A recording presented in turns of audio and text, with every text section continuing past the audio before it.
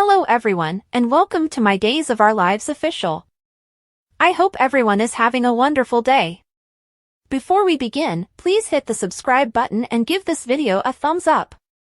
In the town square, Jack questioned Jennifer why she had stayed up late the night before. "I just had some long talks with Hope," Jennifer stated. Jennifer acknowledged that she had been unable to sleep regardless since she was worried about Chad and JJ. "They're both smart, capable young men. And JJ has training from the police," Jack said. Jennifer said she knew that, but she was anxious to hear from them. Jack promised Jennifer that JJ would be okay. "Remember, he needs to do this for his sister. And Chad needs to do this for his wife.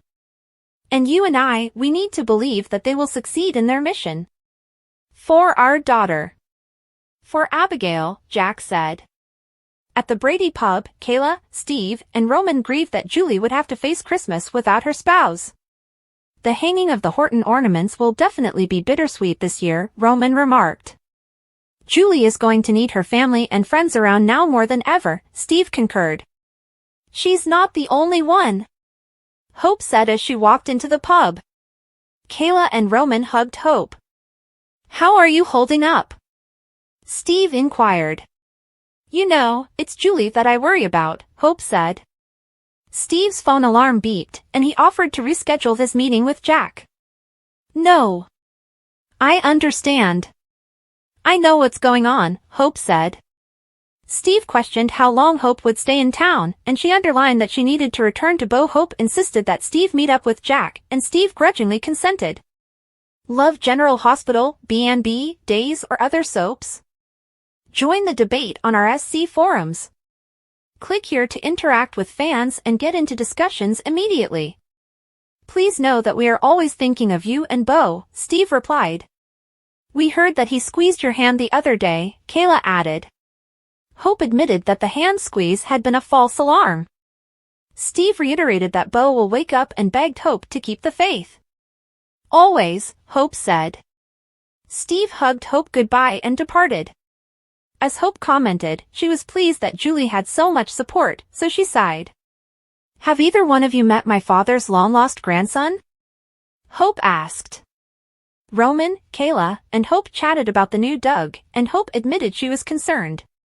"Do you think this guy is not who he says he is?" Roman asked. Hope made out her suspicions to Kayla and Roman. "At the very least, I'm going to verify Doug's story before I go," Hope stated. Hope called Harris for help finding Charles. Kayla was astonished that Hope was still in touch with Harris, but Hope claimed that Harris kept her updated on the search for Megan. "Any news on that front?" Roman asked. "No, nothing, unfortunately," Hope admitted. As Hope talked about how she hoped Harris's contacts could help, her phone beeped with the information for Charles. Hope stepped aside and beckoned Charles LeClaire. After a brief talk, Hope told Kayla and Roman that Charles had confirmed that he had a son called Doug. Charles recently told him all about his past and his connection to our family. He stated Doug appeared really intrigued. He was astonished that he was here in Salem, then said it made sense, Hope said. "So Doug is not an imposter," Kayla remarked. Roman asked Hope about her reservations. "I still wonder what is his agenda." "The timing." "All of it," Hope said. Roman pledged to look after Julie for Hope. Hope glanced at her watch, and she declared that she had to leave for the airport. "When you get back to Bo, you tell my little brother that his big brother said wake the hell up and that I love him," Roman said.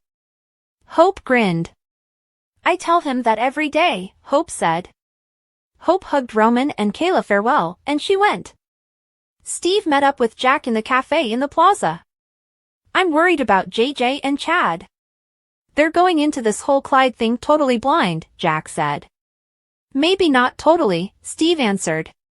Steve informed Jack that he had talked to his sources at the ISA, and he had intel.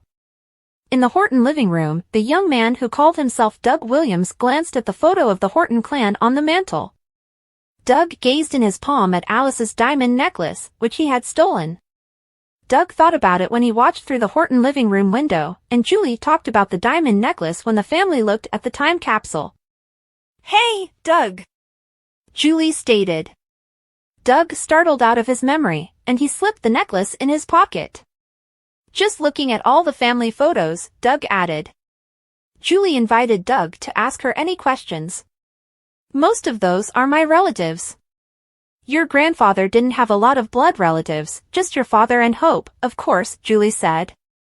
Doug discussed Hope's kids, and Julie confirmed that Sean had been a police officer. Just like his mother, Julie added. Julie told Doug that she was sorry that Sean and Sierra had been unable to stay and get to know him. You know, Sierra was the only one in the family that was able to open this time capsule, Julie remarked. Julie pointed at the box on the table, and she remarked that she had identified where Jennifer had concealed the box. Julie told Doug that she was anxious to show him the contents of the box, including her grandmother's necklace. That's strange. It isn't here, Julie said as she rooted through the box. Jennifer returned home, and Julie asked about the necklace. I am so sorry, Jennifer said. Jennifer added that they felt the jewelry had been taken when the family was at the funeral. You knew about it and didn't tell me? Julie stated. You were dealing with so much, and we just didn't want to upset you, Jennifer added. Julie asked Jennifer why she had not notified the police, and Jennifer responded that they felt the necklace had been taken by Stephen. My brother? No, why do you accuse him? What proof do you have? Julie asked. Jennifer argued that Stephen had a history of stolen jewelry. History is not proof.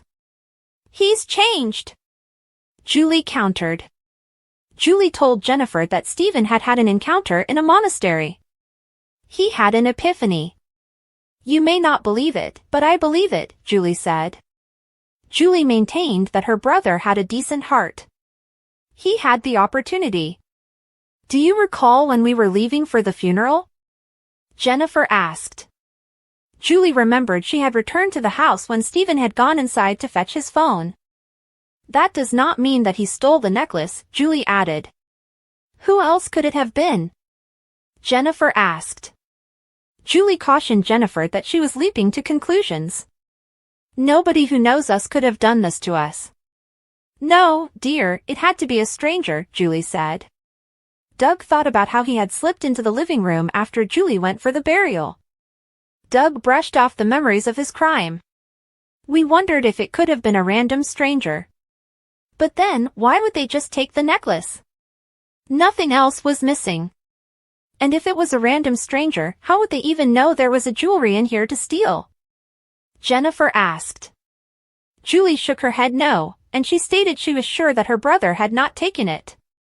Jennifer told Julie that Sierra and Lucas had approached Stephen. Jennifer noted that Stephen had denied that he had removed the necklace.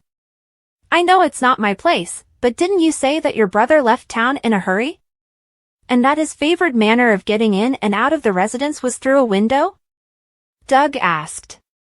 Julie said yes. Jack texted Jennifer, and she promised to talk to Julie when she returned. As Julie exhaled deeply, Doug inquired whether she was okay. No. Definitely not.